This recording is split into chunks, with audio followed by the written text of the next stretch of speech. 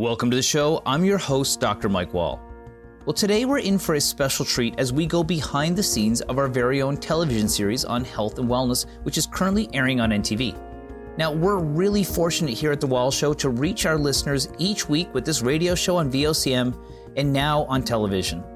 We hope that each episode helps you live a healthier life. Well, joining us are the creative forces behind our TV series on health and wellness. With us today are Braeden King, founder and creative mastermind of ThereMedia, and James MacKinnon, an accomplished cinematographer and Banff Center for Arts and Creativity alumnus. Together, they'll be sharing their unique experiences of working on our show, shedding light on the storytelling process, and giving us an exclusive look at the magic that goes into creating a captivating production. As we embark on a global journey to explore wellness practices around the world, Braeden and James will also share what they're looking forward to in our upcoming adventure. So without further ado, let's dive into our conversation with Braeden and James. Hey fellas, how you doing? Welcome to the show. Thanks for having me, Mike. Yeah, thanks, Mike, for having us.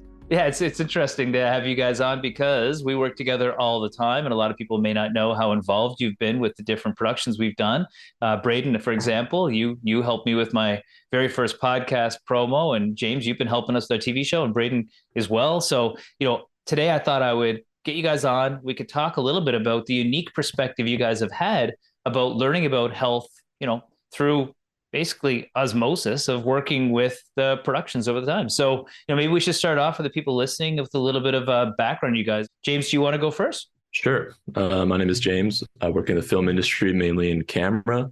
I've done everything from film and TV to commercials and social media stuff. And this show is by far the coolest project I've worked on. So happy to be here, guys. That's wicked. That's wicked. Well, I'm really glad you said that. That makes me feel good because we spent a heck of a lot of time together.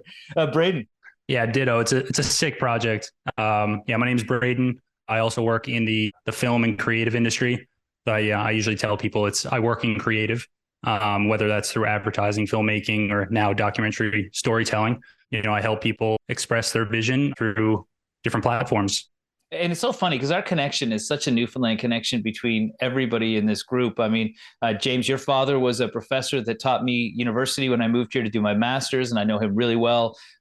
Braeden, I worked with your father offshore, but you grew up across the street from me. So there's right across the street. Couldn't be closer. Yeah, literally your dad would help us out with the driveway all the time. So that's Newfoundland for you. And so maybe you guys could explain what you guys do in the show and what your role is. Cause I think a lot of people might not get an appreciation for just how many hats you have to wear.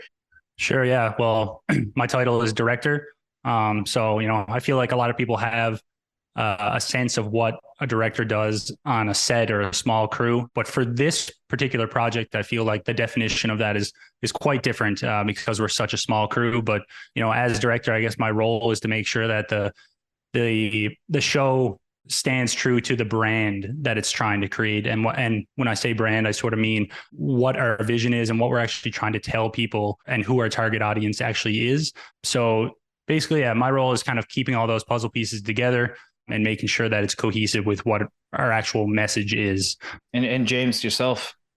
Well, like you said, we all wear many hats on this small crew, but my main one would be director of photography, which entails pretty much piggybacking off of Braeden's ideas and his vision for the show and trying to bring that to life visually. My other main role would be of a story developer, we could say. I think that's fair to say. With a series like this, there's a lot of unknowns when we go into a production, into a scene, and I just try my best to help guide the story in the edit so it comes out the best for the final product. And just to add to that too, I think me and James working together is fundamentally crucial for the project to be successful because we're completely working off of each other's ideas. There's no frame that can be set up without, my vision put into it. And there can be no vision created without a beautiful frame. So, working hand in hand together with James is so important for this project. Mm-hmm. Well, let's take it to a bigger level. What are we trying to accomplish? You guys said true to our brand. And I think that, trying to educate people about health, I think that when you look at different mediums people consume these days, because they do consume them, how important is that medium to getting a message across, especially one as important as health? Well, I may be biased because I've always considered film and video to be my favorite medium of expression. But I just think in today's age, video is just simply the best way to transmit information to people for many different reasons. Maybe Brady, you can work. I know what you mean. I know what you mean. And I just want to take a step back real quick and just kind of describe what a brand is for people who aren't like totally 100%, because people might think brand and they're like, oh, like, are you selling a product or something? But that's like just one version of a brand. And really, if you just think about what a brand is, it's we have a message and we have an audience that we want to tell it to. And through that, we create a community, which is called a brand, essentially, right? So we're just creating a community of people who want to hear something that we're knowledgeable about and we have to say. But I think the cool thing about establishing this brand through video, especially, is that we have our core audience, but we also have the ability to attract a new audience through entertainment. And that's a whole different section of what we're trying to do. Like a part of it is our ability to share what we know, but then also display it in a way that's like, if you didn't know anything about it, you still want to tune in because it's entertaining. So that's a really cool aspect of why video is so important. Well, I think that's a perfect segue to exactly why we need to do a show like this. And that's because the people that don't know are the people that we need to tune in. Because health seems to be a topic that some people really dive into and other people don't. And I think from my personal side of things, doing a program like this is a way of getting people to hear a message that it might be too stagnant if it came in a book, or too prescriptive if it came from somebody in a doctor's office, even in some cases. So I think that, creating something that's fun to watch, that's enjoyable is important. And that's why you guys have been such a critical element to the whole thing. And I think that for people listening, there are a lot of steps in the process. Can you guys walk me through some of the different challenges you have had developing programs and working in particular on this one? Oh God, where do we begin on that one, James? I think it really begins with Mike. I don't know. I feel like Mike should start off this answer. It all starts from the production, from the research. It means nothing to pull up and shoot a really pretty scene if the people you're talking to and the information isn't there. It's not worthwhile. Mm-hmm. So it definitely starts with research and finding the right people to put in front of the camera. Yeah, I think you could even talk about it from 3 different perspectives. And it's super simple when it comes to these terms. It's like pre-production, production, and post-production. And these all have different elements of how you put it together. Pre-production, like you mentioned, James, is like the research that's behind it. Like it's so crucial to understand the topics that you want to actually dive into and extract even deeper information. You need to know surface level what you're actually talking about and why you even want to talk about it. And then production-wise, I mean, my God, the challenges that me and James have had that we've overcome in, certain ways have been crazy. Like from being such a small team, collecting audio channels, making sure everything flows smoothly story-wise, that the frames are properly done, the lighting is set up the way we want it, that we're hitting record. There's so many technical challenges that come with telling a good story. And then, of course, all that story is told in post-production, which is a whole different world. When I look back at some of the episodes, we're going to chop up some of these longer interviews we've had because there was so much great content and play these on the radio over the next coming weeks. What were some of the topics that you guys found really resonated with you coming from a background that wasn't immersed in health like myself? When we interviewed people on the street in the pedestrian mall who we didn't really know we were going to interview, they weren't an expert or anything like that, but they provided information that was very interesting to hear, like based on the knowledge that they have about particular topics, specifically diabetes for this one, that people just don't even understand how to avoid getting diabetes in the first place, let alone the actual, disease itself. It's just crazy to sit down with someone and understand how little they know about a subject. And then you start to wonder, how much do I even know about that subject? So that was quite interesting. Being the viewer of all these experts that we interviewed, and then learning all of the things that they know about a specific topic and how it could change the lives of so many people if you also knew that. So it's pretty surreal. And you don't know what you don't know, I guess, right? James, what about you? Well, yeah, like Braeden said, it was very eye-opening to meet these people of the community, which are our viewers. These are the people we're keeping in mind throughout this whole process. And it was made clear to me in that day that health literacy may not be where we think it is. And that can be a little concerning at some points. But there was also many times in the show, the production of the first season, where we were able to take away a much more lighthearted and happy message. What sticks out with me was the laughter episode. I haven't looked at people laughing the same since then. Like, since we saw the brain scans and like how it just lit up completely when someone would laugh. Like anytime I see someone laugh now, I just think like, wow, that's like actually helping their brain right now. Like, that's improving their health. They're not just happy in the moment. This is helping them in the long run, really. So it changes your own perspective. That's a really great takeaway for sure. And you don't even realize it. I think if we could subconsciously change other people's, aka our viewers' perspective while they're watching, like that's a big win right there. Well, I think that's also been a huge learning opportunity for us. And that is that it's hard for any of us, because some of the topics we're diving into, a lot of them I knew quite well. Even this season, we're going to be looking at things I kind of know and I'm interested in, but you can't pre-plan an episode about something you don't fully understand yet. And so maybe you guys can comment on how going through this first season and seeing this thing and having this very laid out kind of structure we initially thought was going to be the right one is going to be changing going forward, where we're going to be exploring a bunch of things that we don't truly understand and we don't even understand how it's going to play out yet. Yeah, I think, the way we kind of formatted season one, when we look back at it, was, you had an idea that you were interested in, but also knowledgeable about, and you went to pursue a conversation with someone about that topic. And through that, you both had learnings and things that you could talk about and different angles that you could approach the topic. But we've kind of branched away from that a little bit because we understand that there is so much unknown and there's so much that we can learn. The whole season 2 is changing the way we even approach our interviews now. And I think like having an open mind going into these interviews is going to allow for questions that we couldn't have ever pre-planned, which is going to give us answers that we never knew we could have gotten, knowledge that we couldn't have gotten. And the way that the story flows, it can be completely different than what we could ever plan. And I think that's the way to properly do a documentary like this. What do you think, James? I agree. I do think it will help our brand. Like you said, in the first season, we covered topics that Mike was very familiar with some room for growth for sure and exploration for sure. But like you said, this season, there's much more unknown. And I think that will allow, well, first of all, let me say, it makes me much more excited because there's just like so much unexpected adventure. You know what I mean? It's just going to be more fun, in my opinion. Mm-hmm. But also, Mike being the host and him entering these situations with a lot of unknowns, the same way that the viewer is entering the episode with a lot of unknowns, will help them put themselves in Mike's shoes. And hopefully that will make it A, more entertaining, and B, easier for them to digest the information as it comes in, the same way Mike is. Yeah, I think that's a really good point. I think that also this year is going to be a lot more experiential. And so part of that will be me experiencing things that I may not have experienced before, instead of trying to get the answer I was looking for out of somebody I was talking to.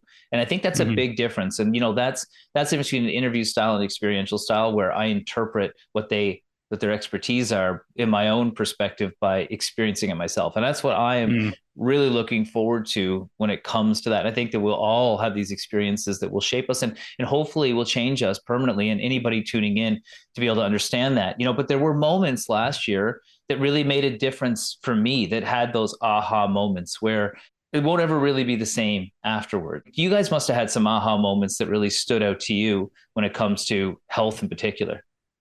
Yeah, there was many impactful moments throughout season 1 for me. The one that sticks out the most is unfortunately pretty doom and gloom, but it was when we first went to Nain in Labrador to monitor the sea ice with Rex and Smart Ice. My generation has grown up hearing about climate change for as long as I can remember, but to be able to witness it firsthand is completely different and just an unforgettable experience. I agree. I'll never forget going on the ice out there and seeing how it's changing and how it's so important that there's technologies being measured because the roads that they have made of ice are no longer safe. I was actually chopping up part of that episode today. I went back to it and remembering talking to Jeff Sorella, the scientist who explained it all to us and just how real it really is. It is very eye opening. Go ahead, Braeden. Yeah, I mean, I can take a different approach to, extracting an aha moment because, there are different forms of aha moments going through the show. Like, of course, there were segments where I was like, wow, this is unbelievable, or this is, this is painful to listen to almost, you know what I mean? But the biggest aha moment for me, I think, happened in the Torngats, but throughout the series. And it's just something I would think about a lot, and was my own physical well-being and health during the time of shooting and where we were shooting. So, when you're 10, 15, 20 kilometers into like a national park, you realize the importance of being physically fit, healthy, and that, nothing bad or serious is going to happen to you while you're, in the middle of a production in a remote location. So, and I don't think I would think about that as much if the show wasn't about health and wellness. You know what I mean? So like, as soon as you start learning more about health and wellness, you just start to immediately think about your own more regularly. And like, this show has actually done wonders for my life in the way that I've been thinking about my health and wellness so much that I've made changes to my diet, and I've made changes to my stretching routines in the morning, and what I do on a daily basis, and when I get exercise. And that was really only the case because I chose to listen to people who had something to say about it. So I don't know, my aha moment was just kind of everything, right?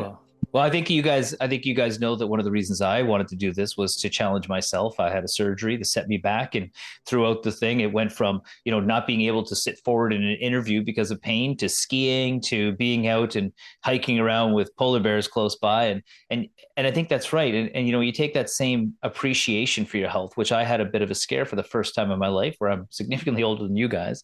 And, I realized just how lucky we are, because sometimes your physical health can limit you from having experiences like that.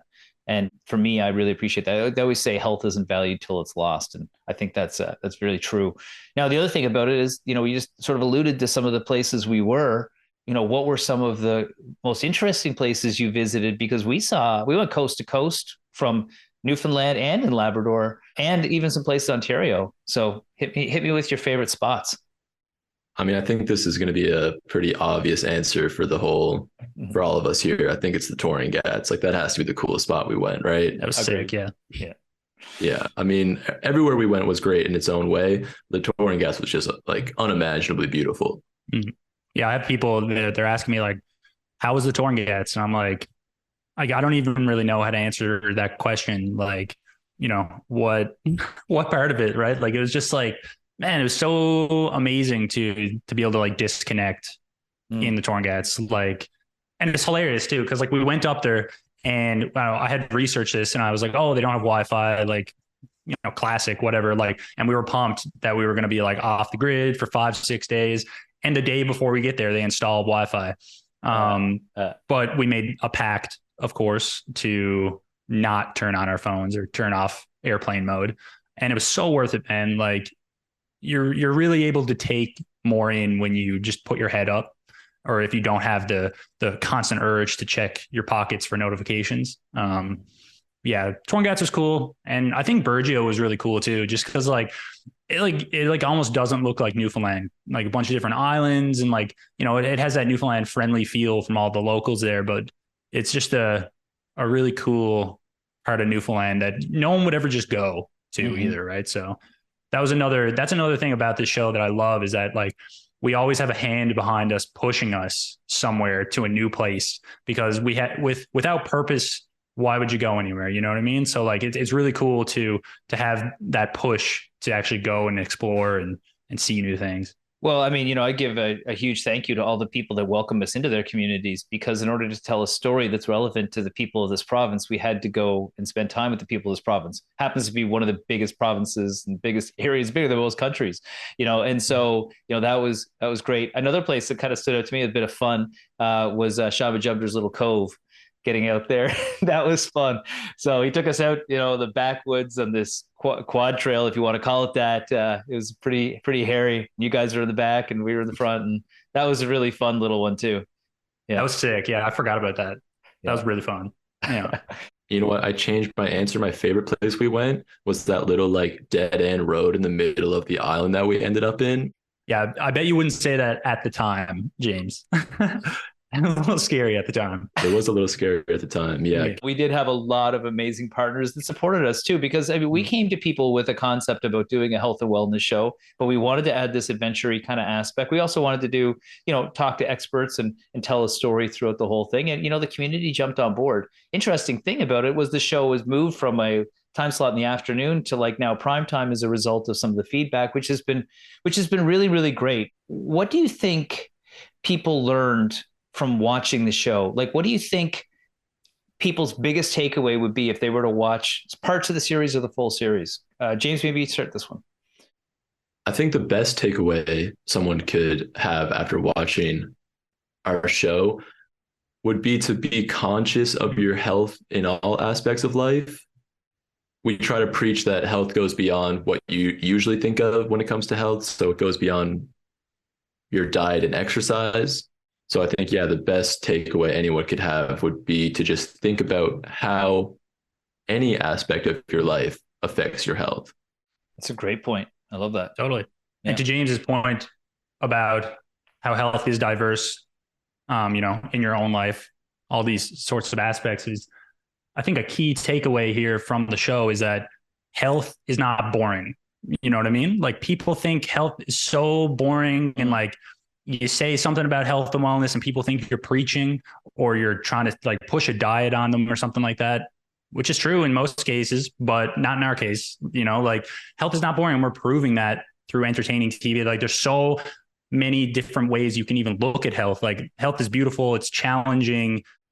It can be perceived very differently depending on how you look at it. It can be exciting to learn about health as opposed to being something that seems daunting and scary for people. And I think that that's because we learn about sickness, not about health. And I think that we are looking at, how do people be well? How do they be better? How do they live the best life possible? And how do they take the things that they may be doing and amplify them and prioritize them and remove some of these negative things so that they don't get sick? But I think that health is actually, in our world, we have, it's very sick oriented as opposed to wellness. And I think that's really what we're celebrating. We could talk all day long and scare the heck out of people with stats and horrible diseases. But our goal is, look, if you're healthy, then maybe some of these things could be averted. And that's at least how I feel about this thing. And, but we're expanding it this year to even different topics. Last year, we focused on a lot of things that were specific to Newfoundland. But this year, we're going to be exploring some places, some pretty exotic locations. Maybe you guys can explain what you're most excited about as we're within 3 weeks of leaving now. Yeah, I'm most excited to see, because some of the places that we're going have for instance, Newfoundland is a very slow paced place to live. And there's nowhere really in Newfoundland where it's the opposite of that. And the places that we're going have much, much, much bigger populations. And they also have just such a diverse, diversity when it comes to place within the country. So for instance, Japan, Tokyo, I think Tokyo is going to be mind blowing in its own way, because it's going to be so culturally different and overwhelming. And there's going to be lights everywhere and people, and we're just so not used to it. But we're also not used to the fact that 3 hours from there, it's going to be this different way of life. Like, it's not going to be so fast paced, can be slowed down. And it's amazing that with only 3 hours between them, they can be so vastly different. So I think just seeing these gaps is going to be really mind blowing for us.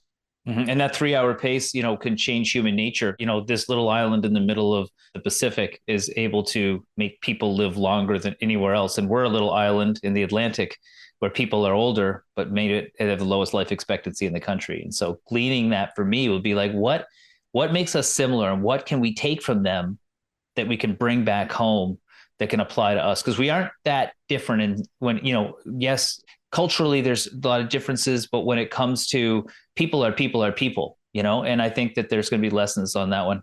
James, what are you looking forward to? Well, to be honest, I'm so excited to see every place we're going. I feel like it would be doing the whole trip a disservice if I singled one out. But I will say the diversity geographically and culturally that we'll be witnessing and experiencing on this trip. Yeah, so I'm most excited about experiencing the diversity of ways to live healthy, because as I'm sure we'll find out, there isn't just one way of living healthy. And to have the opportunity to experience them personally is amazing. And on top of that, having the chance to capture it and then bring it back to my home community so everyone else can experience these different approaches of living healthy is very exciting. In a way, we're really just the vessel which is taking back this information, which is a big, it's a privilege to be able to see it firsthand. But man, I just I'm quite grateful to be able to capture it and take it back with me so other people can see it. Because when you go on a trip and you don't document it, it was like I was saying before, Howard the Torngats. I don't know how to explain that, right? Yeah. But when I have something visually that I can show people, it's like, wow, now I really understand what you were trying to do over there. So it's funny you say that, 'cause somebody said to me, I ran into somebody at a meeting today at school, and they were like, I saw your show on the weekend, and those polar bears, and they didn't know we took that footage. I was like, of course we took that footage, solid footage. We got a chance to be that close, or at least have the drone that close and see this stuff.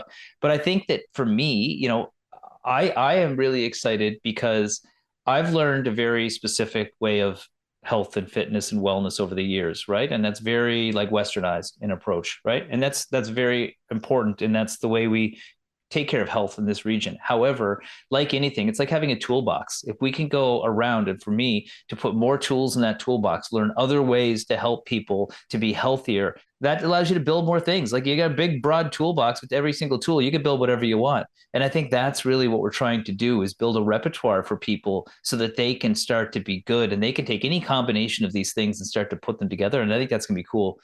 Why do you think storytelling resonates with the audience so much when it comes to something like this?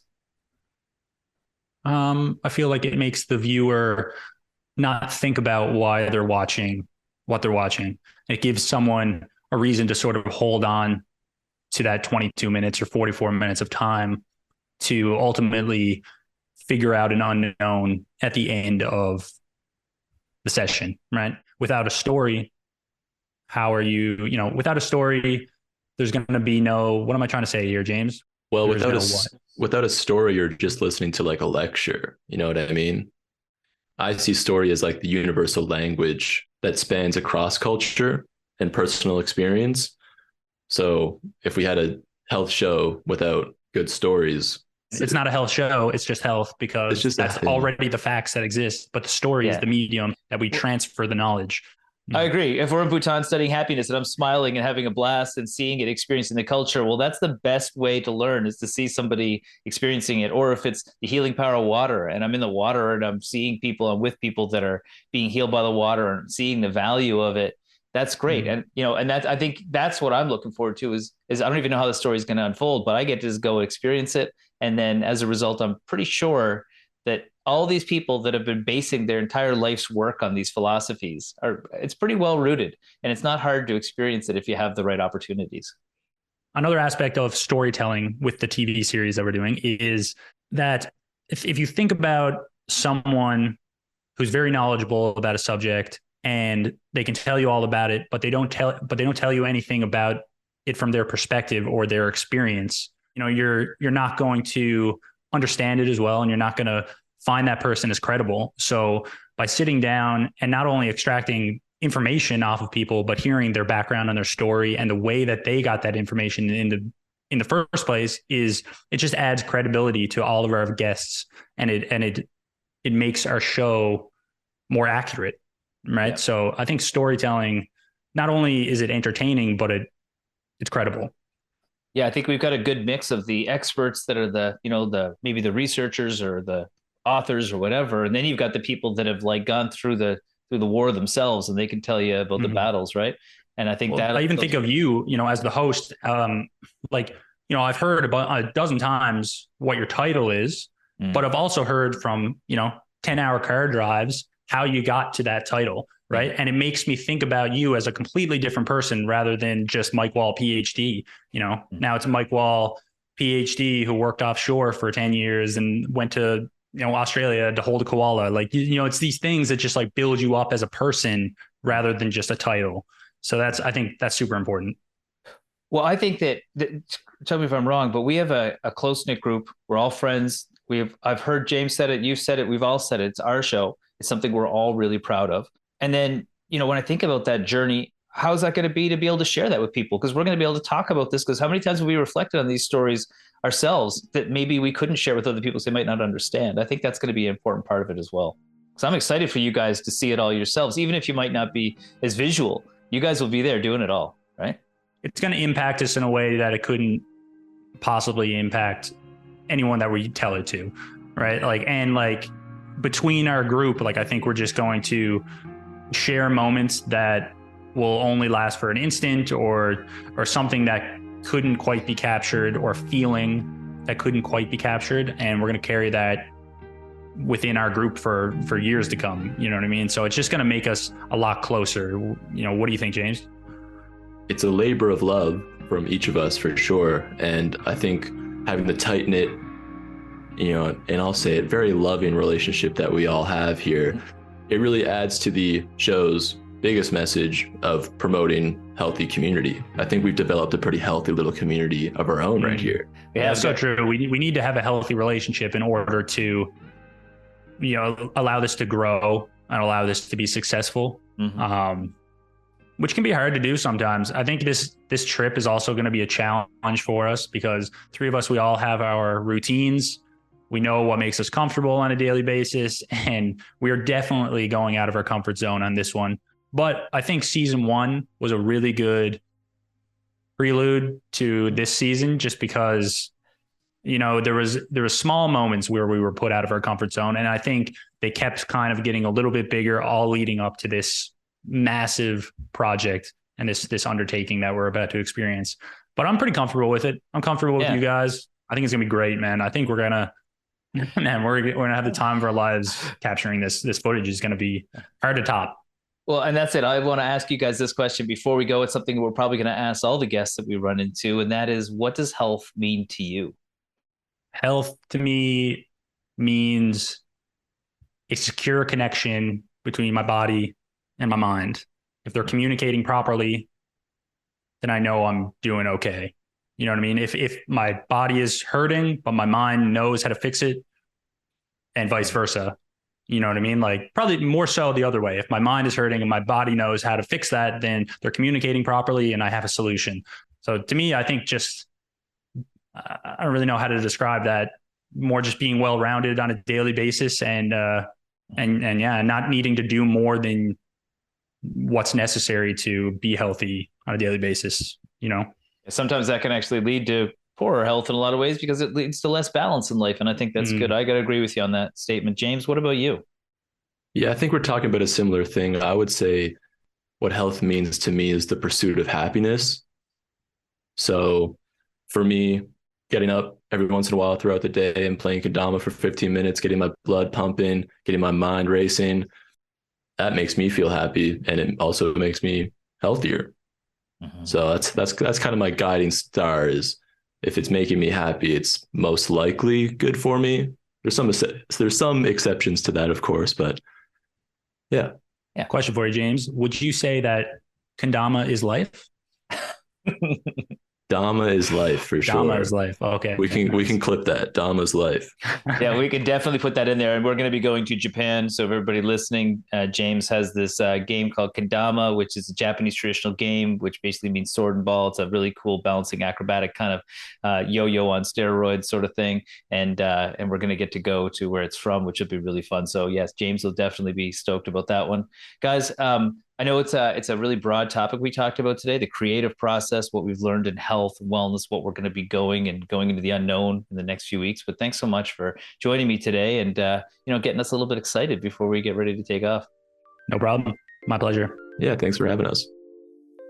Thank you to James and Braeden for joining me today and sharing the creative process behind our health and wellness series and the lessons they've learned in health. We've gained a deeper understanding for the art and skill that goes into crafting compelling stories and learned about the challenges and rewards of working on a television production that helps people. As we prep for our global filming trip to discover wellness practices around the world, it's exciting to hear how Braeden and James will be applying this process to create something truly unique. They've given us a small glimpse into the future of our series and how they plan to capture the essence of health and wellness from different cultures, enriching our understanding of what it means to live a balanced and healthy life. Now, as we get ready to embark, we're quickly realizing that discovering a world of health is a creative adventure, where every story we unveil brings us closer to understanding the true essence of a balanced life. We look forward to sharing what we find. I'm your host, Dr. Mike WAHL. We'll see you back here next week for another episode of The WAHL Show on your VOCM.